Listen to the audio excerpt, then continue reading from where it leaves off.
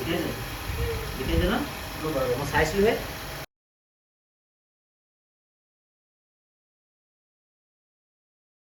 Properly বনা নাই এই বস্তুটো যে খাই দিলে খাই হিৰডালত টাচ হৈ গ'ল ইয়াত যোনটো হিৰ থাকে হেল্ল' এভৰিৱান, কি খবৰ আপোনালোকৰ? আশা কৰোঁ আপোনালোক সকলো ভালে আছে। মোৰ চেনেলৰ অন্য এটা ভিডিঅ'ত আপোনালোকক পুনৰবাৰ স্বাগতম জনাইছোঁ। আজিৰ দিনটো ৰাতিপুৱাৰ পৰা বৰষুণ দেখিছে না, চতাল পূৰা বৰষুণত একদম পূৰা পানী হৈ আছে।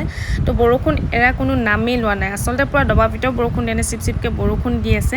আৰু তাৰ মাজতে আমি ওলাইছোঁ। আচলতে আগবেলাই যাম বুলি ওলাইছিলোঁ, কিন্তু নোৱাৰিলোঁ বৰষুণৰ বাবে। তো এতিয়া অলপ বৰষুণ যাক এৰা দেখি আমি ওলাই আহিছোঁ।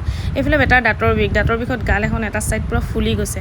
তো আজি কেইবাদিন ধৰি তাইৰ দাঁতৰ বিষ হৈ আছে যদিও কি হৈছে মানে আগতো হয় যদি এইবাৰ বহুত বেছি হৈছে। আগত হয় তেনেকৈ ডক্টৰক দেখাওঁ, দৰৱ পাতি দিয়ে খায়, ধৰি লওক পোকে খাই আছে। আচলতে দাঁতকেইটা সৰুৱাম বুলি ক'লোঁ, কিন্তু বয়স নোহোৱালৈকে এটা বোলে বয়স এটা লিমিট থাকে, সেইটো ইমানটো বয়স নোহোৱালৈকে বোলে দাঁতটো সৰাব নোৱাৰে।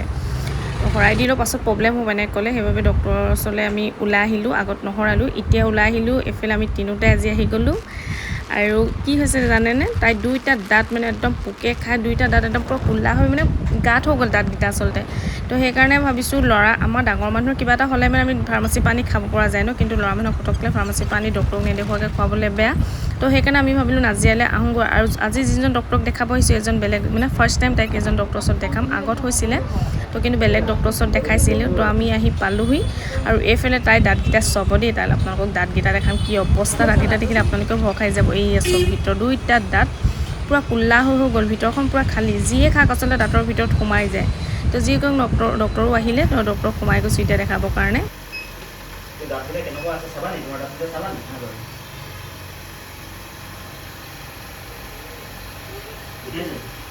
দেখিছে ন মই চাইছিলোহে। এক মিনিট, দাঁতকেইটা কেনেকুৱা হৈছে মই দেখাম দেই।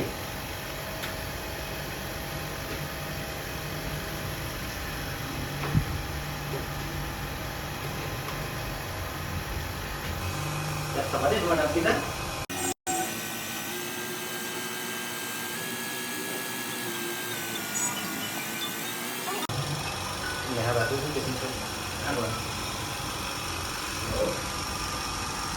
দেখিলা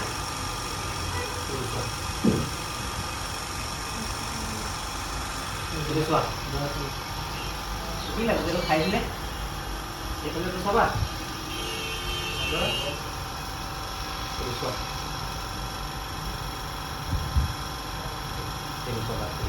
দেখিছা ওপৰফালে চাওঁ, ওপৰফালেও গ'ল দাঁত হৈ আছে। চাওঁ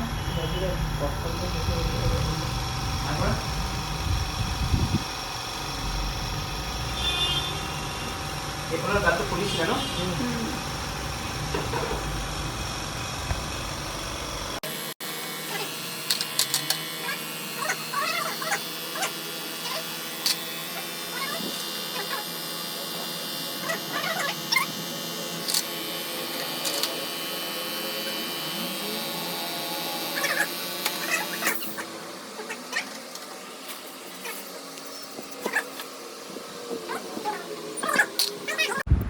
আৰু এইফালে তাই আচলতে দাঁতৰ বিষ হৈয়ে আছিলে। অহা টাইমতো অলপকৈ বিষ হৈছিলে। তো দাঁত চাতবোৰ পূৰা ভিতৰখন চাফা কৰি দিলোঁ, ওপৰটো পূৰা পোকে খাইছে। এতিয়া মেডিচিন দিছে তাইক অকণ বিষটো কমিবৰ কাৰণে। সেইটো ইয়াত থাকে, এতিয়া তাই দাঁত এটা ওলাব ইয়াৰ ভিতৰত আছে, কিন্তু তাই এতিয়া 8 বছৰ হৈছে।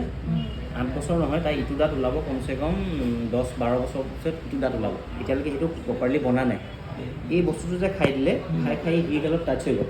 ইয়াত যোনটো হিৰ থাকে, নাৰ্ভডাল থাকে, এইটো পাল্প বুলি কয়। সেই পাল্পডালত টাচ হৈ গ'ল। তো সেইটো কাৰণে তাই এই দাঁতটো যে আছে, এইটো আমি এই হিৰডালত ট্ৰিটমেণ্ট কৰিব লাগিব। এইটো পাল্পটমি বুলি কয়।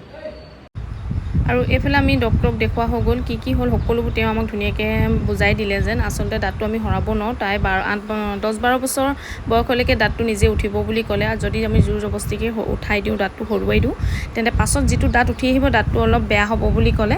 তো আৰু এইফালে মানুহজনৰ লগৰ এজন পালোঁ, আমাক দেখি দিলে তেওঁ। তো আহি সুধিলে যে ক'লোঁ তেতিয়া বেটাৰ এনেকুৱা হৈছে বুলিকৈ।